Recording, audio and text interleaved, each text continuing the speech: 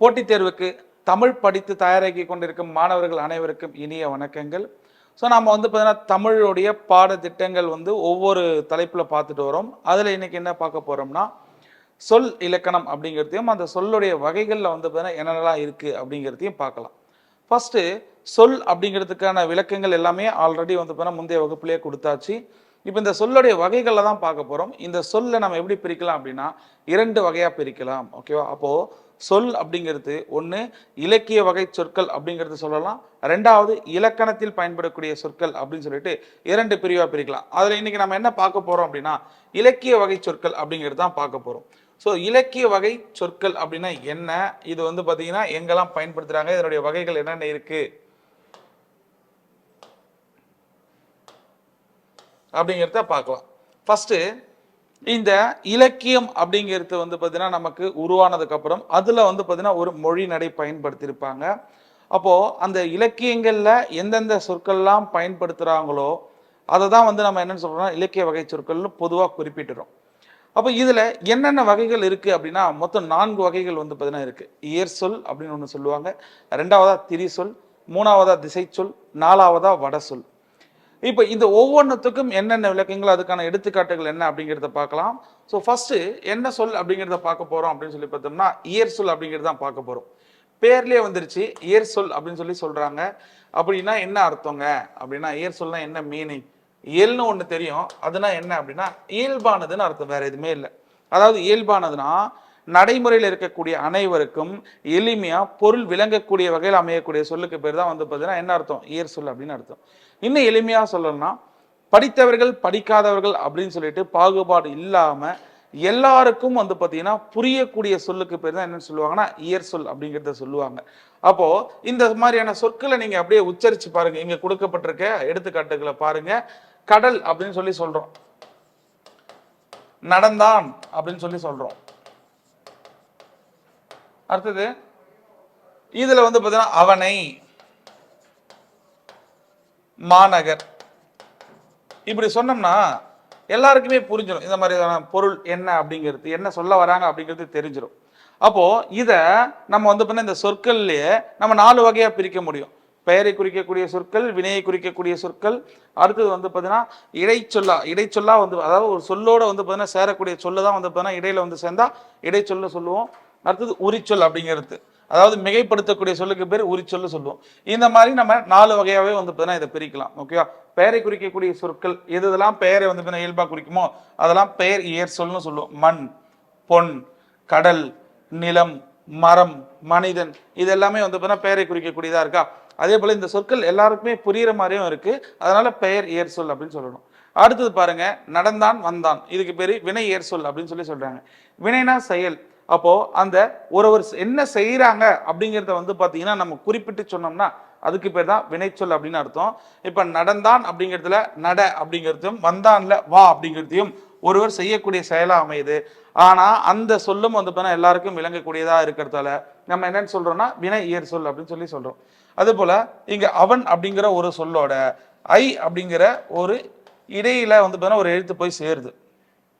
அப்போ இந்த மாதிரி ஏற்கனவே இருக்கக்கூடிய பெயர் சொல்லோடையோ அல்லது வினை சொல்லோடையோ இடையில போய் ஒரு சொல் சேர்ந்தா அதுக்கு பேர் இடைச்சொல்லு சொல்லணும். அப்ப இந்த சொல் அவன் கூட்டல் ஐ இதுதான் இடையில சேர்ந்ததுக்கு, அப்ப இதுக்கு பேர் என்ன அர்த்தம்னா இடைச்சொல் அப்படின்னு அர்த்தம். ஓகே, அவனை, அவனால், அவனுக்கு அப்படிங்கிறது இதெல்லாம் நம்ம இடை இயற் சொல் அப்படிங்கிற வகையில வந்து அடக்கலாம். அடுத்தது உரி இயற் சொல். உரி அப்படின்னா உரியது அப்படிங்கிற பொருள்ல இருந்து வந்தது. அதாவது செயலுக்கே உரிய சொற்களுக்கு பேர் தான் என்ன அர்த்தம்னா உரிச்சொல் அப்படின்னு சொல்லி சொல்லுவோம். ஸோ மிகைப்படுத்தக்கூடிய பொருள்ல தான் வந்து பார்த்தீங்கன்னா பெரும்பான்மையா இந்த உரிச்சொற்கள் அப்படிங்கிறது வரும்.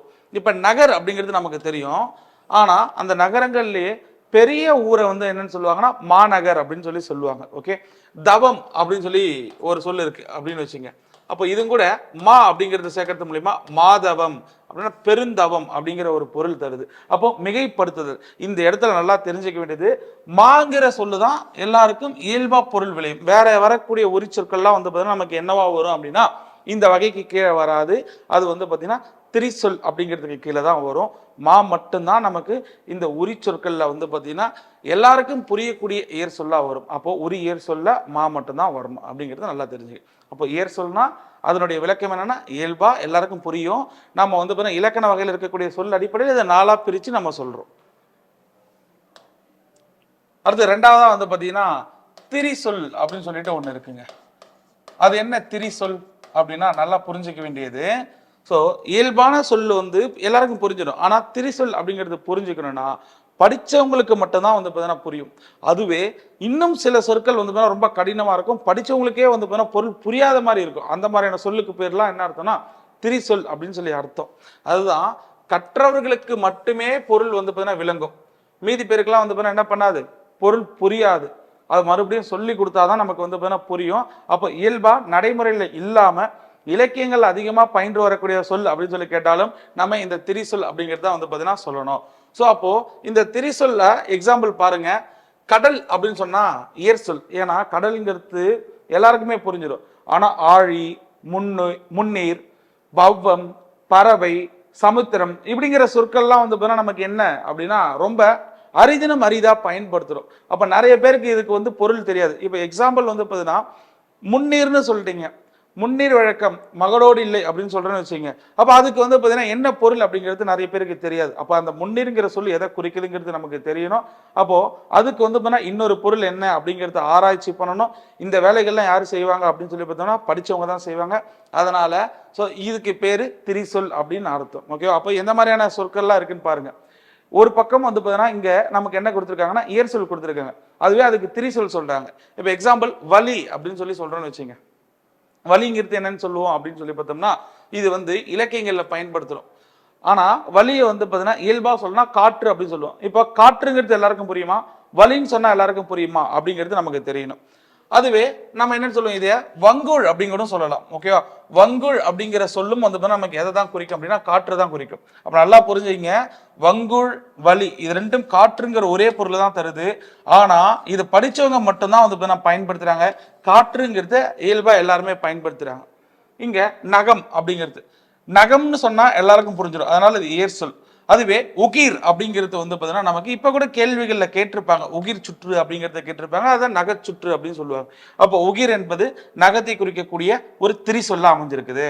மயில் தொகை அப்படிங்கிறதுக்கு பீலி என்பது திரிச்சொல். தத்தை அப்படின்னா கிளியை குறிக்கக்கூடியது. தத்தை, கிள்ளை, சுகம் இந்த மாதிரியான சொற்கள்லாம் வந்து பார்த்தீங்கன்னா கிளிக்கு வழங்கக்கூடிய வேறு பெயர்களா இருக்கும். அப்ப தத்தை என்றால் கிளியை குறிக்கக்கூடிய சொல். புனல் அப்படின்னா நீர்நிலை வந்து பார்த்தீங்கன்னா குறிக்கக்கூடியது. ஞாலம் அப்படின்னா உலகம். செப்பினான் அப்படின்னா உரைத்தான். இதெல்லாம் வந்து பார்த்தீங்கன்னா பெயரை குறிக்கக்கூடியதா இருக்கு. இது வந்து பார்த்தீங்கன்னா வினையை குறிக்கக்கூடியதா இருக்கு. அது போல நம்ம பள்ளி பாட புத்தகத்துல இதை வந்து பார்த்தீங்கன்னா திரிசொல்லா கொடுத்துருப்பாங்க. வங்குள், அழுவம், சாற்றினான், உருப்பயன் இதுக்கெல்லாம் வந்து பார்த்தீங்கன்னா பொருள் வேற. இந்த மாதிரியான சொற்களுக்கு நீங்க இயல்பா சொல்லி பார்த்தீங்கன்னா ஏர் சொல்லா மாறிடும். இப்ப வங்குன்னு சொன்னா காற்றுன்னு சொல்லிடும். அழுவம் சொன்னா கடல். சாற்றினான் அப்படின்னா சொன்னான் அப்படின்னு சொல்றோம். அப்ப சொன்னான்னு சொன்னா புரியுமா, சாற்றினான்ங்கிறது சொன்னான்னு புரியுமாங்கிறத எடுத்துக்காட்டு வரும்போது நீங்க அதுக்கு என்ன கொடுத்துருக்காங்களோ பார்த்துட்டு அது இயல்பானதா அல்லது இலக்கியங்கள்ல வருமாங்கிறத நம்ம தான் வந்து புரிஞ்சுக்கணும் அந்த இடத்துல. ஓகேவா, ஸோ குறிப்பிட்டு இவ்வளவுதான் இருக்கு அப்படிங்கிறதுலாம் நம்மளால சொல்ல முடியாது. இதே எக்ஸாம்பிள் கொடுப்பாங்க அல்லது இதை தவிர்த்து வேற எதனா கொடுக்குறாங்கன்னா நீங்க அது பழக்கத்தில் இருக்கான்னு சொல்லி பாருங்க. பார்த்துட்டு அது வந்து பார்த்தீங்கன்னா இயற் சொல் வகை வரணுமா திரிசொல் வகை வரணுமாங்கிறத போடுங்க. அடுத்தது வந்து பார்த்தீங்கன்னா இது இலக்கியங்கள தான் வரும்னு சொல்லிட்டாங்க. பேச்சு மொழியா வரப்போறது கிடையாது. பேச்சு மொழியா வந்தா அது என்னவா மாறிடும், ஏர் சொல்லா மாறிடும். அப்போ இலக்கியங்கள்ல மிகுதியாக வரக்கூடிய சொல்லும் கேட்டாலும் அது இந்த திரிசொல் தான். இப்ப இந்த திரிசொல்லும் நம்ம என்ன பண்ணலாம்னா 4 வகையா பிரிக்கலாம். ஓகேவா, ஸோ பெயரை குறிக்கக்கூடிய திரிசொற்கள் என்னென்ன இருக்கு, அடுத்தது செயலை குறிக்கக்கூடிய திரிசொற்கள் என்ன, இடை திரிசொல் என்ன, உரி திரிசொல் என்ன அப்படின்னு. ஆல்ரெடி மா மட்டும்தான் வந்து நமக்கு இயற் உரி சொல்லா வரும் அப்படிங்கிறத சொன்னோம். மாவை தவிர ஏனைய உரி சொற்கள் அப்படிங்கிறதுலாம் வந்து நமக்கு எதுக்கு கீழே வரும்னா திரி உரி சொற்களுக்கு கீழே தான் வரும். ஓகே, இங்க அழுவம் வங்கல் இரண்டும் பெயரை குறிக்குது. அதனால பெயர் திரிசொல் அப்படின்னு சொல்றோம். ஏம்பினான், பயின்றாள் அப்படிங்கிறது. ஏம்பினான், ஏம்பினா சொன்னான் அப்படின்னு அர்த்தம். பயின்றாள் அப்படின்னா படித்தாள் அப்படின்னு சொல்லி ஒரு அர்த்தம். அப்போ இது வந்து வினையை வந்து குறிக்கிறதால வினை திரிசொல். அன்னமான, இது என்ன அன்னமான அப்படின்னா இது வந்து பார்த்தீங்கன்னா நமக்கு ஓம உறுப்புகள்னு சொல்லி பார்த்துருப்போமே. அப்படின்னா இடைச்சொல் 8 வகை இருக்கு. ஓகே, வேற்றுமையும் வரும், அதே போல அதனுடைய பொருளை உணர்த்தி வரக்கூடிய இடைச்சொற்களும் வரும். ஓம உறுப்புகளும் வந்து நமக்கு எதுக்கு கீழே தான் வரும், இடைச்சொல்லுக்கு கீழே தான் வரும். அப்போ போல, போன்ற, புறைய, அன்ன, மான, ஒப்ப, கடுப்ப, அற்று இது எல்லாமே வந்து பார்த்தீங்கன்னா நமக்கு என்ன அப்படின்னு சொல்லி பார்த்தோம்னா இடைச்சொல்ல ஒரு வகை. ஓகேவா, ஸோ அப்போ இந்த அன்ன மான இது வந்து பார்த்தீங்கன்னா அதிகமாக இப்போ பயன்படுத்த கிடையாது. இதுக்காக பதில் தான் போன்ற அப்படிங்கிறத பார்க்குறோம். ஓகேவா? செந்தாமரை அன்ன முகம் அப்படின்னு சொல்லி ஒரு எக்ஸாம்பிள் சொல்றாங்கன்னு வச்சுக்கோங்க.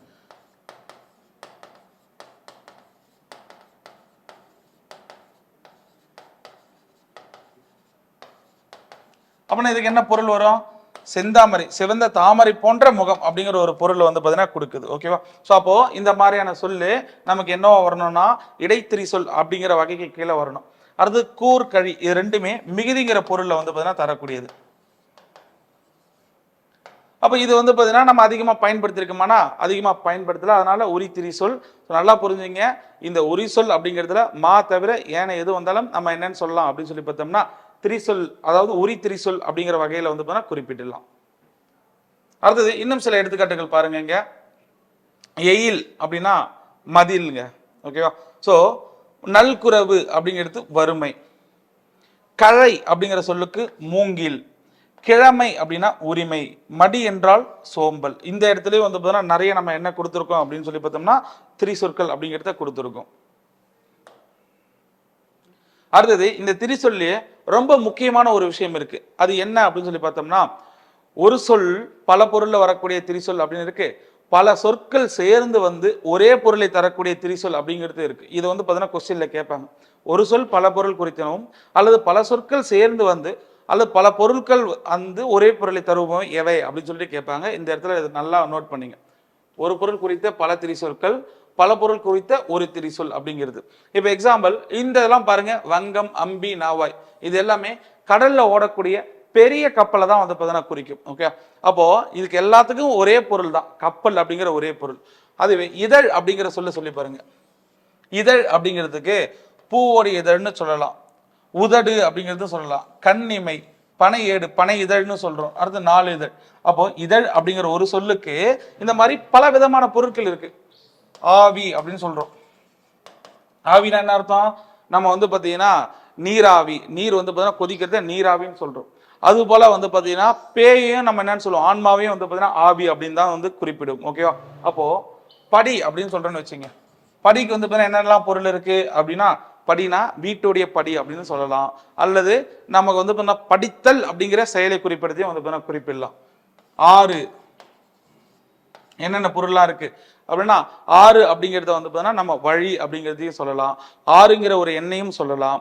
ஓகே, அப்போ திங்கள் அப்படிங்கிறது மாதமாகவும் நம்ம குறிப்பிடலாம், அல்லது சந்திரனுக்கு குறிக்கக்கூடிய இன்னொரு பெயர் அப்படிங்கிறது. இந்த மாதிரிலாம் வந்து பார்த்தீங்கன்னா ஒரு சொல் பல பொருள்லையோ அல்லது பல சொற்கள்லாம் வந்து ஒரு பொருளையோ தருதா அதுக்கு பேரும் என்னதான் அர்த்தம் அப்படின்னா திரிசொல் அப்படின்னு தான் அர்த்தம். இந்த இடத்துல பாருங்க, வேழம், வாரணம், கழை, அடுத்தது களிறு, இதெல்லாம் வந்து நம்ம என்ன ஒரே பொருளை குறிப்பிடறோம்னா யானை அப்படின்னு தான் சொல்றோம். இந்த மாதிரி பல சொற்கள் வந்து ஒரே ஒரு பொருளை தான் தருது, அது ரொம்ப முக்கியம். இதெல்லாம் யானைக்கு வழங்கக்கூடிய வேறு சொற்கள். அதுவே இங்க பாருங்க, செப்பினான், உரைத்தான், மொழிந்தான், ஏம்பினான், இது எல்லாமே வந்து பாத்தீங்கன்னா நம்ம பயன்படுத்தாத சொற்களாக இருக்கு. ஆனாலும் இது வந்து பாத்தீங்கன்னா ஒரே ஒரு பொருள் தான் வந்து பாத்தீங்கன்னா தருது, அது ரொம்ப முக்கியம். இந்த சொற்கள் எல்லாத்துக்குமே என்ன பொருள் அப்படின்னா சொன்னான் அப்படிங்கிறது தான் பொருள். ஏம்பினாலும் சொன்னாதான், மொழிந்தான், மொழி அப்படின்னாலும் சொல் அப்படிங்கிற ஒரு பொருள் இருக்குல்ல, உரை அப்படின்னாலும் சொல் அப்படிங்கிறது, செப்பு அப்படின்னாலும் சொல் அப்படிங்கிறது. அப்ப எல்லாத்துக்குமே என்ன பொருள்? இதெல்லாம் வினை சொல்லா வந்தாலும் சொன்னான் அப்படிங்கிற ஒரே ஒரு பொருள் தான் தருது. அதுவும் வந்து ரொம்ப முக்கியம். பெயர்ல வரக்கூடிய திரிசொல் பல என்ன இருக்கு, அது போல வினையில வரக்கூடிய திரிசொற்கள் என்ன இருக்கு அப்படிங்கிறதையும் நோட் பண்ணிக்கணும். அடுத்து ரொம்ப முக்கியமான ஒண்ணு திசை சொல். இங்க ரெண்டுமே இருக்கு. திசை சொல்னு சொல்றோம், அது போல வட சொல்னு சொல்றோம்.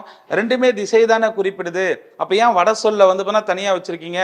வடக்குங்கிறதும் ஒரு திசை தானே, அதையும் இதுக்கு கீழே வச்சிருக்கலாம்ன்ற ஒரு டவுட் வரும். ஓகே, இதுல வந்து ஒரு விஷயம் என்னன்னா, நமக்கு வடமொழி கலப்பு அப்படிங்கிறது ரொம்ப அதிகமா இருந்தது. ஆங்கிலம் எப்படி இப்போ பல பேரால வந்து பாத்தீங்கன்னா ஏற்றுக்கொள்ளப்பட்டு பல பேர் விரும்பி படிக்கிறாங்களோ அது போல வந்து பாத்தீங்கன்னா ஆரம்ப கட்டத்துல இந்த வடமொழி அப்படிங்கிறது வந்து பாத்தீங்கன்னா நிறைய பேர் ஏத்து படிச்சதால, அதே போல பிற வடமொழி தாக்கம் அப்படிங்கிறது அதிகமா இருந்ததால அதை நம்ம என்ன பண்றோம் அப்படின்னா தனி வகையா வந்து பாத்தீங்கன்னா குறிப்பிட்டிருக்காங்க. அப்போ இந்த திசை சொல்லுக்கு என்ன விளக்கம் அப்படின்னு சொல்லி பார்த்தோம்னா, வடமொழியிலிருந்து வந்த எந்த ஒரு சொல்லும் இதுல இருக்கக்கூடாது, ஏன்னா அது வட சொல் அப்படின்னு தனி வகையில பார்க்கிறோம். அப்போ வடமொழி தவிர வேற எந்த ஒரு மொழியில இருந்து வந்தாலும் அதுக்கு பேர் வந்து திசை சொல் அப்படின்னு தான் அர்த்தம். அது வந்து ஆங்கிலமாகவும் இருக்கலாம், அல்லது ஸோ பிற மொழிகளில் இருக்கக்கூடிய ரஷ்ய மொழியா இருக்கலாம், போர்ச்சுகீசியமா இருக்கலாம், அரபா இருக்கலாம், உருதா இருக்கலாம், இந்த மாதிரி பகுதியிலிருந்து வந்தாலும் அதுக்கு பேர் என்ன அர்த்தம் அப்படின்னு சொல்லி பார்த்தோம்னா திசைச்சொல் அப்படின்னு தான் அர்த்தம். இப்போ இந்த வெளியிலிருந்து வந்த மொழிகளை தவிர இந்தியாவிலே இருக்கக்கூடிய மொழிகளாகவும் இருக்கலாம். அது என்ன இந்தியாவில் இருக்கக்கூடிய மொழிகள் அப்படின்னா தெலுங்குவா இருக்கலாம், கன்னடமா இருக்கலாம், மராத்தியாவா இருக்கலாம், அல்லது மலையாளமா இருக்கலாம், இங்கிருந்து வந்த மொழியா இருந்தாலும் சரி, அல்லது தமிழ்நாடு பல திசைகளா வந்து பார்த்தீங்கன்னா பிரிச்சிருக்காங்க. இப்போ தமிழ்நாட்டுடைய பல திசைகள் அப்படின்னு சொன்னோம்னா 12 திசைகள் வந்து பார்த்தீங்கன்னா குறிப்பிடுறாங்க. ஓகே, அந்த 12 நாடுகள் என்ன அப்படிங்கிறத நம்ம இதில் கொடுத்துருக்கோம். இந்த இடத்துல பாருங்க, வடமொழி தவிர அப்படிங்கிற விஷயம் ரொம்ப முக்கியம். அப்போ வடமொழி தவிர வேற எந்த ஒரு மொழியில இருந்து வந்தாலும் அதுக்கு பேர் திசை சொல்லுதான். தமிழ்நாட்டிலே வந்து பார்த்தீங்கன்னா பல சொற்கள் வழங்கப்படுது. ஒவ்வொரு வட்டாரத்துக்கு ஏற்ப வந்து பார்த்தீங்கன்னா சொல் மாறுபடும். அதையும் நம்ம என்னன்னு தான் சொல்றோம் அப்படின்னு சொல்லி பார்த்தா திசை சொல் அப்படின்னு தான் குறிப்பிடும். இங்க பாருங்க, பாண்டி நாட்டை தவிர, நல்லா புரிஞ்சுக்கணும், பாண்டி நாட்டை தவிர கேணினா கிணறு, பெற்றம்னா பசு அப்படிங்கிற சொற்கள் வந்து பார்த்தீங்கன்னா பயன்படுத்தி வந்தாங்க. இதுக்கு பேரும் திசை சொல்லுதான். இப்போ நான் என்ன சொன்னேன்னா, தொல்காப்பியமும் சரி அல்லது நன்னூலும் சரி, அந்த 12 நாடுகள் என்ன அப்படிங்கிறது, தமிழ்நாட்டிலேயே வந்து பார்த்தீங்கன்னா 12 நாடுகள் இருந்தது என்ன, அது எந்தெந்த பகுதி, அதில் வழங்கப்பட்ட சொற்கள் என்ன அப்படிங்கிறத குறிப்பிட்டிருக்காங்க. அதை நம்ம பார்க்கலாம் என்னென்ன இருக்குன்னு. இப்போ இந்த டேபிள் காலம் பார்த்தா நமக்கு புரியும் நினைக்கிறேன். ஓகே, இந்த டேபிள் காலத்தில் பாருங்க, அந்த 12 நாடுகள் என்ன, அது வந்து பார்த்தீங்கன்னா இப்போ எந்தெந்த பகுதியெல்லாம் வந்து பார்த்தீங்கன்னா இருக்கு அப்படிங்கிறத குறிப்பிடும். ஃபர்ஸ்ட் வந்து பார்த்தீங்கன்னா தென்பாண்டி நாடு அப்படிங்கிறது, இது செந்தமிழ்னு சொல்றாங்க, அல்லது கொடுந்தமிழ்னு சொல்றாங்க, கிளைமொழின்னு சொல்றாங்க, வட்டார சொல்லுன்னு சொல்றாங்க, திசை சொல்லு சொல்றாங்க. இதுல எதுதான் நம்ம குறிப்பிடுது அப்படின்னா நல்லா புரிஞ்சுக்க வேண்டியது, செந்தமிழ் தவிர பிற மொழிகள் வந்த சொல்லலாம் நம்ம என்னன்னு சொல்றோம் அப்படின்னா இந்த கிளை மொழிகள் அல்லது வட்டார மொழிகள் அல்லது கொடுந்தமிழ் மொழிகள் அப்படின்னு சொல்லி குறிப்பிடும். நல்லா புரிஞ்சுக்க வேண்டியது அதுதான். அப்ப செந்தமிழ் நாடுன்னு ஒண்ணு இருந்ததா, அப்ப செந்தமிழ் நாடுனா எந்த பகுதியை குறிக்கு அப்படின்னு ஒரு கேள்வி எழும்போது உரையாசிரியர்கள் அதுக்கு பலதரப்பட்ட கருத்துக்களை வந்து சொல்லியிருக்காங்க. ஓகே, செந்தமிழ் நாடுங்கிறது பாண்டிய நாட்டினுடைய வடபகுதியில பேசப்பட்ட மொழி தான் செந்தமிழ் அப்படிங்கிறது சொல்றாங்க. இன்னும் சில பேர் சோழ நாட்டில் பேசப்பட்ட தமிழ் தான் வந்து பார்த்தீங்கன்னா செந்தமிழ் அப்படிங்கிறது சொல்றாங்க.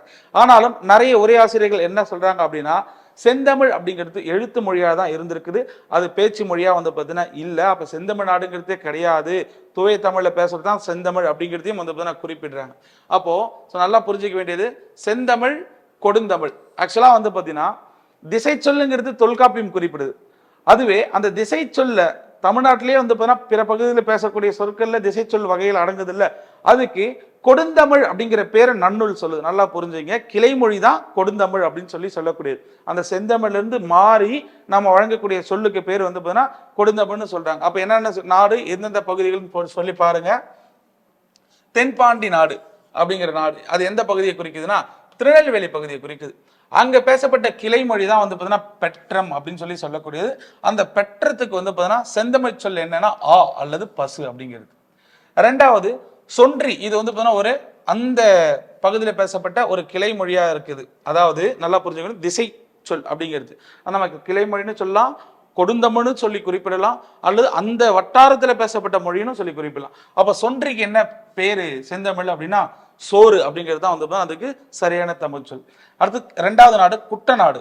இந்த குட்டநாடுங்கிறது எந்த பகுதியை வந்து குறிப்பிடுது அப்படின்னு சொல்லி பார்த்தோம்னா கேரளால கோட்டையும் கொல்லம் இந்த பகுதிகள் தான் வந்து பார்த்தீங்கன்னா குட்டநாடுன்னு சொல்லிட்டு பிரிச்சு வச்சிருக்காங்க. அப்போ இங்க தல்லை அப்படிங்கிறத குறிப்பிடுறாங்க. தல்லை என்றால் யாரை குறிப்பிடுதுன்னா தாய், அவங்கள வந்து பார்த்தீங்கன்னா குறிப்பிடக்கூடியது. அப்போ தல்லைங்கிறது எந்த பகுதியில் பேசப்பட்டதுன்னா குட்டநாட்டில் பேசப்பட்டது. தற்காலத்தில் அந்த குட்டநாடு கோட்டையும் மற்றும் கொல்லம் பகுதியை சேர்ந்தது. அடுத்து குடநாடு அப்படிங்கிறது, இந்த குடநாடுங்கிறது மலபார், வட மலபார். மலபார் என்றாலே கடற்கரை ஓரமா வந்து பார்த்தீங்கன்னா இருக்கக்கூடிய பகுதிகள் வந்து பார்த்தீங்கன்னா குறிக்கும். அப்போ அந்த வடக்கு பகுதியில் இருக்கக்கூடிய மலபார் மாவட்டத்தில் வந்து பார்த்தீங்கன்னா அச்சன் அப்படிங்கிற சொல் வந்து பார்த்தீங்கன்னா பேசினாங்க. அதுக்கு என்ன பொருள் அப்படின்னா தந்தை அப்படிங்கிறது. அடுத்து வேணாடு. இந்த வேணாடு அப்படிங்கிறது திருவாங்கூர் அப்படின்னு நம்ம சொல்லுவோம், அதாவது திருவிதாங்கூர் அப்படின்னு சொல்லக்கூடியது. அந்த திருவிதாங்கூர்ல இருக்கக்கூடிய தென்பகுதியை தான் வந்து பார்த்தீங்கன்னா வேணாடு அப்படின்றாங்க. அங்க கிழார் அப்படிங்கிறது ஒரு வட்டார சொல்லா இருந்திருக்கு. அதுக்கு பேர் வந்து பார்த்தீங்கன்னா தோட்டம் அப்படின்னு சொல்லி செந்தமிழ்ல குறிப்பிடுறாங்க. அடுத்தது பூழி நாடு அப்படிங்கிறது கோழிக்கோட குறிப்பிடுறாங்க. இந்த பூழி நாட்டில் பேசப்பட்ட சொற்கள் பாழி ஞமலி அப்படிங்கிறது. பாழிங்கிற சொல்லுக்கு செந்தமிழ் என்ன பொருள்னா சிறுகுலம் அப்படிங்கிறது பொருள். ஞமலி அப்படிங்கிற சொல்லுக்கு நாய் அப்படிங்கிறது வந்து பார்த்தீங்கன்னா பொருளா இருக்குது. அடுத்து பன்றி நாடு.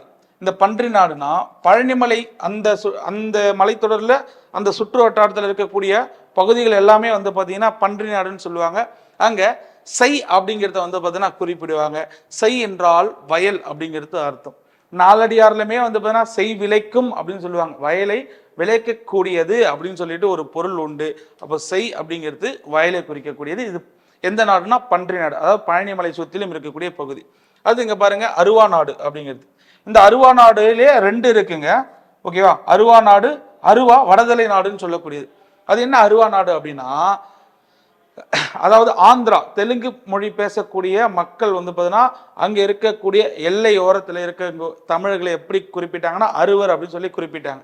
ஓகே, அந்த அருவர் அப்படிங்கிறதுல இருந்து தான் என்ன வந்தது அப்படின்னா அருவா அப்படிங்கிறது வந்தது. நல்லா புரிஞ்சுக்க வேண்டியது இது வந்து பார்த்தீங்கன்னா தெலுங்கு மொழி பேசக்கூடிய மக்கள் தமிழர்களை குறிப்பிட்ட சொல்லுக்கு பேர் அருவர் அப்படின்னு சொல்லக்கூடிய. அப்போ அந்த அருவர் அப்படிங்கிற நாடுகள் அந்த பகுதிகள் அப்படிங்கிறது எதெல்லாம் குறிப்பிடுதுன்னா அதுல ரெண்டு இருக்கு. அருவா வெறும் அருவா நாடுன்னு குறிப்பிட்டாங்கன்னா வட ஆற்காடு, தென்னார்காடு, செங்கல்பட்டு மாவட்டங்களை குறிப்பிடும். அதுவே அருவா வடதலை நாடு அப்படின்னு சொல்லி பார்த்தாங்கன்னா இன்னும் இந்த தொண்டை நாட்டிலேயே வந்து பார்த்தீங்கன்னா காஞ்சிபுரத்துக்கு மேலே இருக்கக்கூடிய பகுதிகள்லாம் இருக்கு பார்த்தீங்களா, அந்த பகுதிகளை குறிப்பிடும். அங்கதான் கேணின்னு சொல்லி சொல்றாங்க. இந்த கேணிக்கு செந்தமிழ் என்ன பொருள் அப்படின்னா சிறுகுளம் அப்படிங்கிறது அர்த்தம். அடுத்தது எகின் அப்படின்னா புலி, குழம்புக்கு போற புலி. அடுத்து சீத்த நாடு. சீத நாடுங்கிறது வந்து பார்த்தீங்கன்னா நீலகிரி. இதுல வந்து பார்த்தீங்கன்னா ரெண்டு சொற்கள், ஒன்று எழுவன், இன்னொன்று இகுலை அப்படிங்கிறது. எழுவன் என்றால் தோழன், இகுலை இங்க பாருங்க ஐ அப்படிங்கிற விகுதி வருது. பெரும்பாலும் வந்து பார்த்தீங்கன்னா பெண்களுக்கு வரக்கூடிய விகுதியா பயன்படும். ஆனால் இதை வச்சு கட்டாயமா நம்மளால சொல்ல முடியாதுன்னு சொல்லியிருப்போம் ஆல்ரெடி. ஸோ தோழி அப்படிங்கிறது இதுக்கு பொருள். அடுத்தது மலாடு அப்படிங்கிற ஒரு சொல் கொடுத்துருக்காங்க. இந்த மலாடுங்கிறதே வந்து பார்த்தீங்கன்னா ஒரு மருவு சொல்லுங்க, மருவி வந்த ஒரு சொல். அது என்ன மருவு சொல் அப்படின்னா மலையமான் நாடு.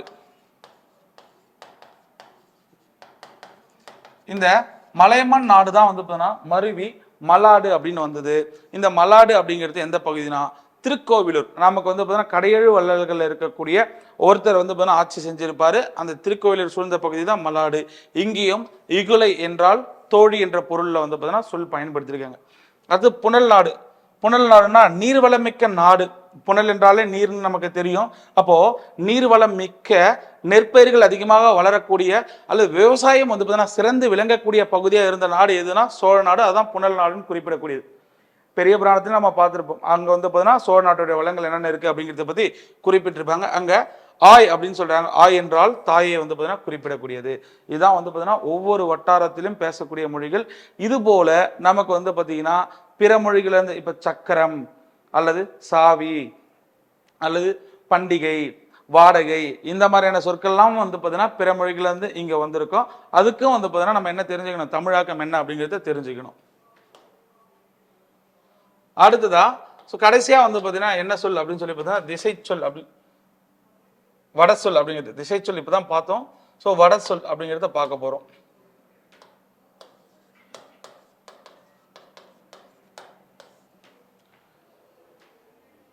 வட சொல் அப்படிங்கிறது வந்து பார்த்தீங்கன்னா 5 நிமிஷம்.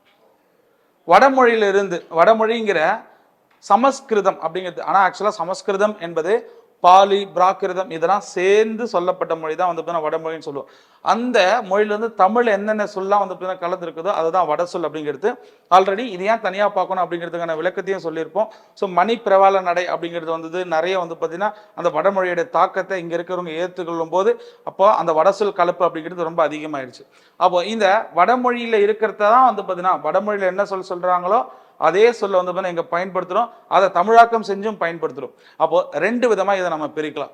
அது என்ன அப்படின்னு சொல்லி பார்த்தோம்னா, ஒண்ணு தற்சமம் அப்படின்னு சொல்லி சொல்லுவாங்க, இன்னொன்னு தற்பவம் அப்படின்னு சொல்லி சொல்லுவாங்க. நல்லா புரிஞ்சுக்க வேண்டியது இதுதான். வடமொழியை நம்ம வந்து இந்த மாதிரி ரெண்டு வகையா பிரிக்கலாம். அதுல ஃபர்ஸ்ட் தற்சமம் அப்படின்னா என்ன அர்த்தம் அப்படின்னா, வடமொழியில இருக்கக்கூடிய அதே சொல்ல அப்படியே தமிழ்ல நம்ம சொல்லிட்டோம்னா அதுக்கு பேர் தான் தற்சமம். இப்ப எக்ஸாம்பிள் ரத்தம் அப்படின்னு சொல்லி சொல்றோம்னு வச்சுங்க. இந்த ரத்தத்தை அப்படியே வந்து தமிழ்ல எதுனா அதுக்கு பேர் தற்சமங்க. ஓகே, அதுதான் வடமொழியில் இருக்கக்கூடிய ஒரு சொல்ல அப்படியே தமிழ்ல எழுதுனா அதுக்கு பேர் வந்து பார்த்தீங்கன்னா தற்சமம்.